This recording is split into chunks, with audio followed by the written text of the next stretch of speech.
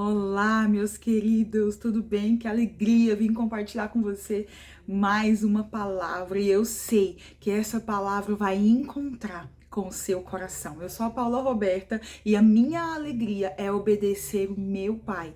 E Ele tem me chamado para estar aqui contigo, sempre trazendo uma porção da verdade dele para o seu coração. Olha, nesses dias o Senhor tem falado muito comigo sobre uma passagem de uma história que a gente já é muito inspirado por ela. Sobre um homem que era pleno.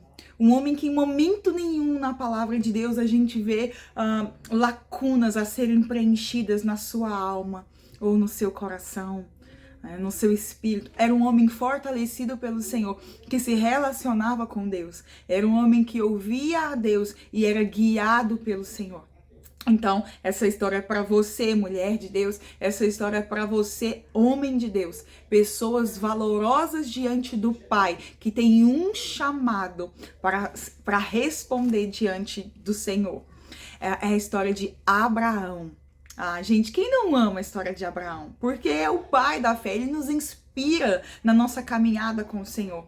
Muitas vezes a jornada da nossa vida, ela é exatamente como a vida de Abraão, porque nós vamos andando com o Senhor e ele vai nos apontando o caminho. Não tem nenhuma receita pronta, né, pra gente se precaver, pra gente ter uma vida mais cuidadoso, vamos dizer assim, onde a gente está totalmente livre de qualquer situação difícil, onde a gente garante uma caminhada perfeita, né, sem nenhuma surpresa, sem nenhuma circunstância aleatória. Não, os ventos existem, as dificuldades elas existem, as aflições vêm. Mas quando nós olhamos para a história de Abraão, nós podemos ser muito edificados.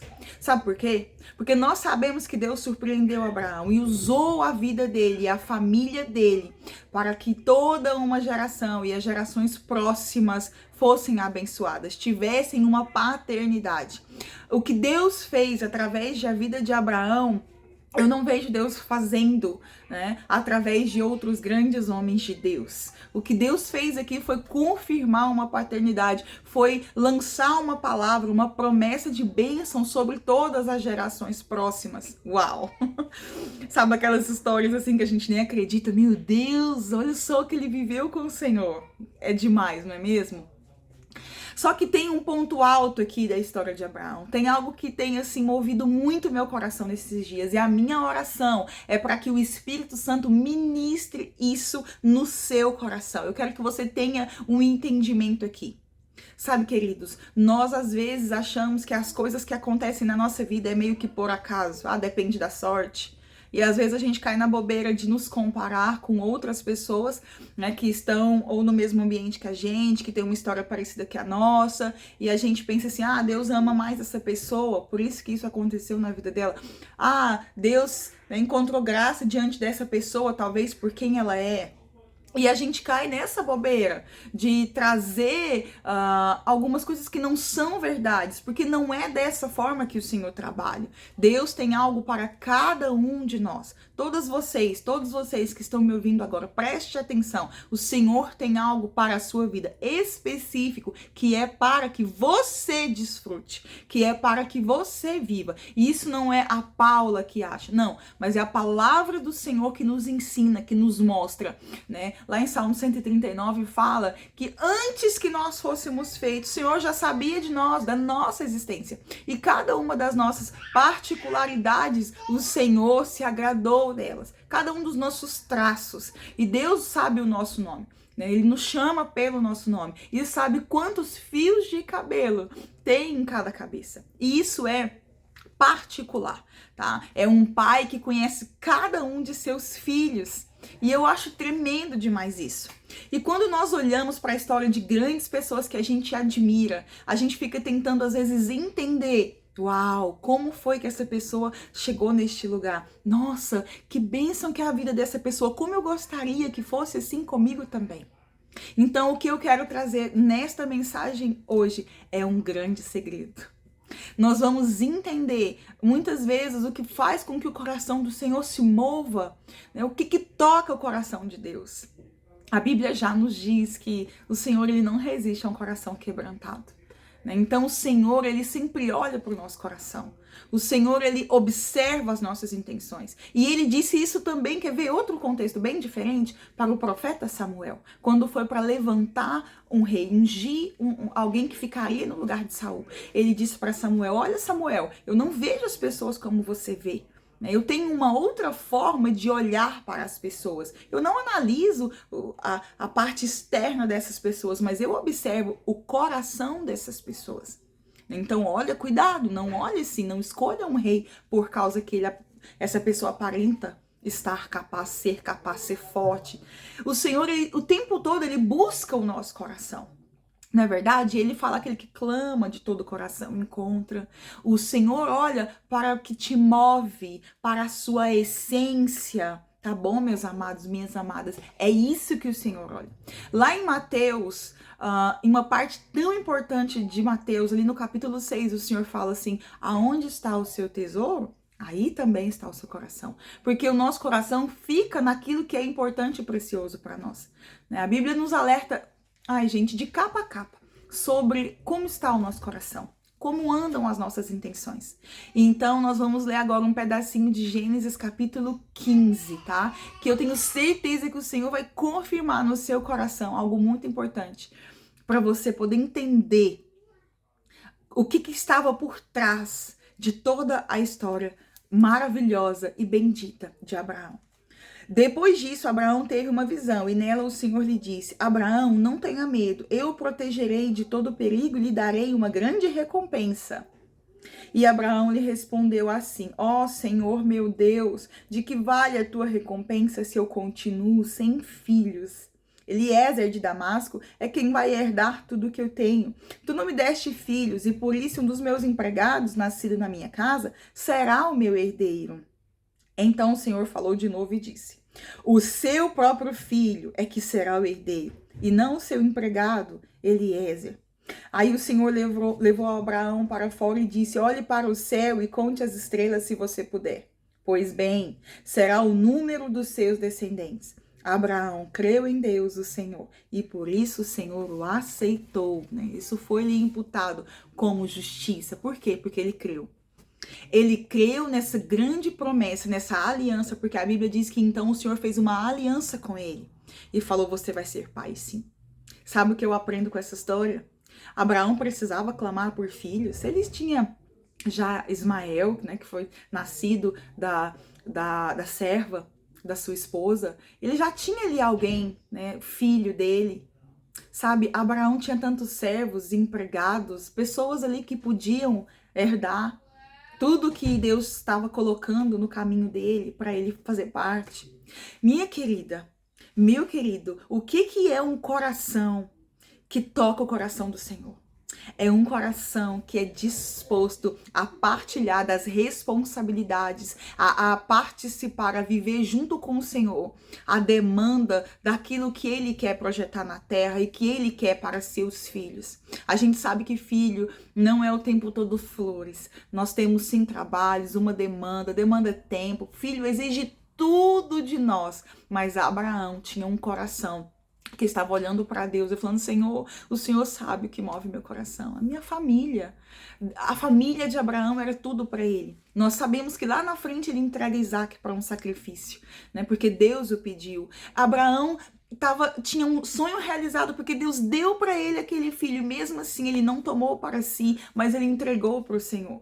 O coração de Abraão era um coração derramado diante do Senhor.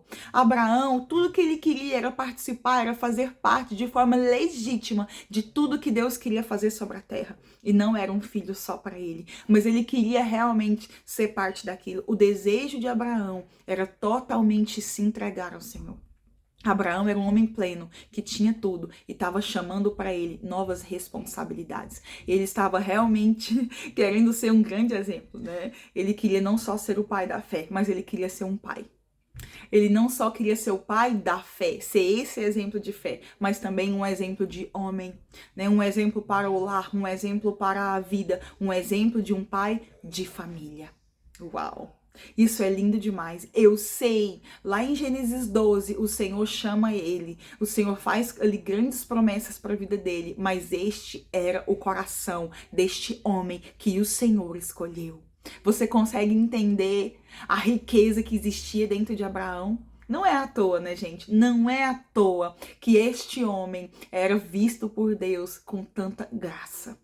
Porque quem que quer, hoje em dia, trazendo aqui para o nosso contexto, para a nossa realidade, chamar para si novas responsabilidades? As pessoas não estão se importando mais com gerar.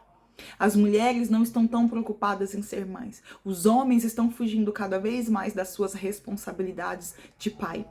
E hoje nós encontramos um grande furo em cada lar que nós entramos, sabe por quê? Porque faltam os adultos que ouvem a voz de Deus. Faltam homens e mulheres maduros que escutam o Senhor. E enquanto eu gravo aqui essa palavra para você, enquanto eu ministro isso, o Espírito Santo fala no meu coração. Pais e mães que me escutam agora estão despedaçados porque se sentem frustrados, muito frustrados com a sua tarefa de liderar os seus lares, de serem exemplos. Abraão é conhecido como o pai da fé, sabe? Mas aqui eu tiro outras grandes lições que eu espero ter oportunidade de trazer para você em próximos vídeos. Ele era um homem que entregava a sua família para o Senhor.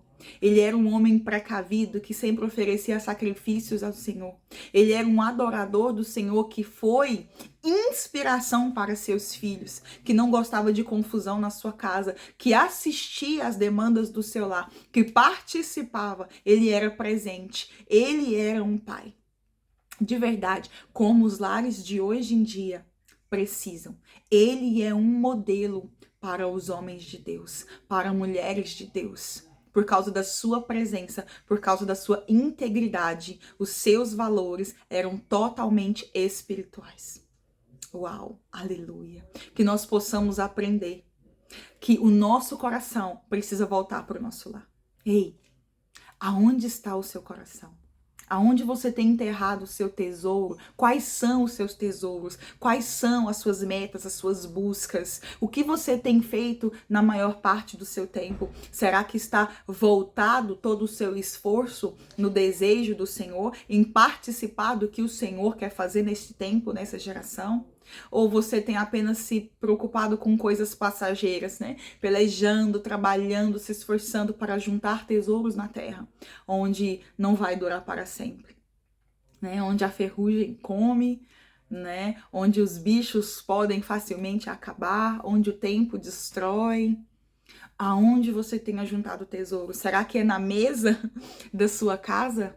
Né? Propositalmente tem uma mesa aqui atrás de nós hoje, que é um presente que o Senhor me deu. Essa mesa foi o clamor do meu coração por muitos dias, meses. Eu orei ao Senhor e eu falei: Deus, eu preciso resgatar esse valor no meu lar, né? Porque a gente não tinha uma mesa onde comportava toda a família, embora a gente procurava sempre estar juntos nas refeições. Eu falava: Senhor, o Senhor sabe como isso para mim é importante, e o Senhor preparou, porque nós não negociamos o nosso tempo. Como família, nós não negociamos aquilo que o Senhor tem nos ensinado, os valores, os princípios. Nós não abrimos mão de olhar nos olhos, de melhorar cada vez que passa a nossa comunicação, a intimidade entre nós, de ajustar juntos as nossas prioridades. E você? Eu quero te perguntar, aonde está o seu coração? Será que você tem se ajustado a cada dia? Será que essa tem sido a sua preocupação? Eu quero te dizer, meu querido, minha querida, essa palavra é para você. Então você se agarra a ela e fala: Deus, mexe aonde tem que mexer, move o meu coração, coloca o meu coração de volta no lar, para que eu possa, como diz a tua palavra, viver a vida comum do lar e ser alguém que é ativo, que lidera a minha casa, que honra os membros da minha família. Deixa eu te dizer uma coisa, a Bíblia diz assim, que aquele que não cuida de casa é pior do que o incrédulo e negou a fé. Isso é a própria palavra do Senhor que nos diz, quando nós não cuidamos dos nossos, dos de dentro de casa. Isso é muito sério. Né? Então, assim, queridos, que essa palavra arda, queima em seu coração. Deus quer fazer de você um grande pai espiritual, uma grande mãe espiritual. E aonde você for, Deus vai usar você para gerar novas vidas, para colocar pessoas de pé, para fazer a diferença na vida das pessoas. tá bom? Deus te abençoe muito. Eu espero que você receba essa palavra no seu coração, uma palavra de conserto, uma palavra de alerta, e que tudo se faça novo através da sua vida dentro do seu lar.